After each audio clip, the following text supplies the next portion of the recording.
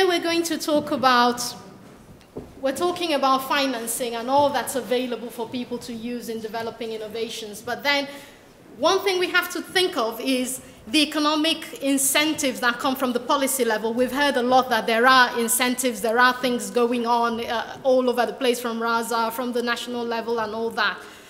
Another thing I'd like to leave you is that the second statement at the bottom there is talking about innovation being completely, you can't decouple it from creative destruction of old models and old ways.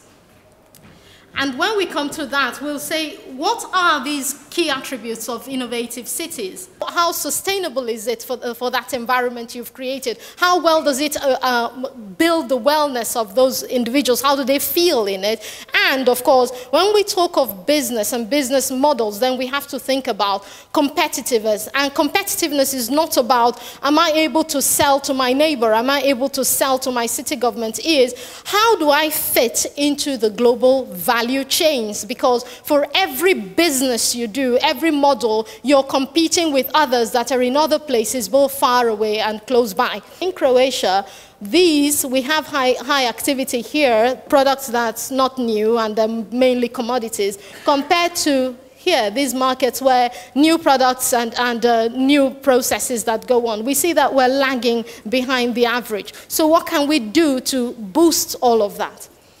And now I'll just lead you back to remind you of one topic I'm saying, and that is smart cities are not only about technologies. And they're not only about the 1,000 ways you have in financing those operations and those technologies.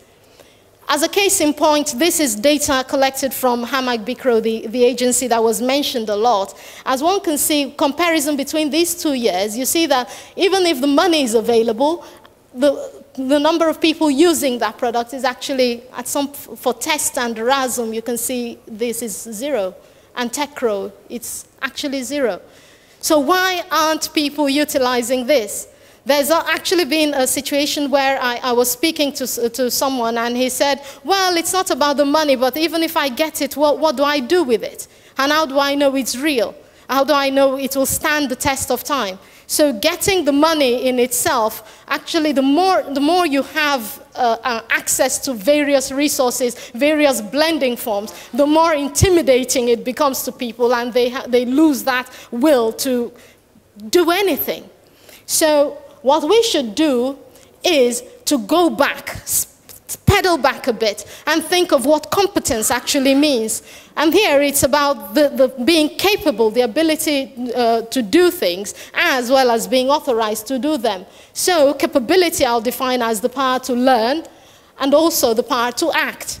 So learning and innovating or coming up with new ways is not sufficient. You have to be authorized to act on that knowledge that you've acquired. So if we can look at it on a graph level in terms of capability and authorization, incompetence is, okay, this is easy. When you're not capable and you're not authorized, then, well, you're not supposed to be here. I think none of you guys belong here. But then in the industry, what I discovered in my work is that most people are fully capable, but they're not authorized to act, and that way they're not able to.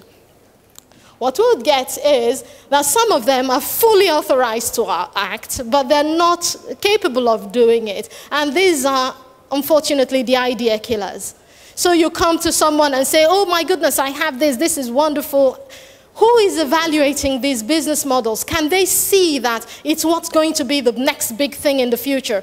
Do they have the capacities to process that this is where the industry is going? Strategies are based 10 years in advance. You wake today and say, what structures do I put in place so that by the time businesses come around in 10 years, I'll be sustainable? I would like to just turn the focus a bit from investing, thinking about investment as getting money, and rather focus on investing in competence. Because the World Bank itself, as one of the biggest multilateral investors, they're turning away from building infrastructures and investing in people. Because without people, there will be no innovation. And innovation is very, very different from invention. You can't reinvent the wheel, but you can always upgrade these processes, always look forward into the future and come back to think of what is it I can change now that would bring positive outcomes for my society.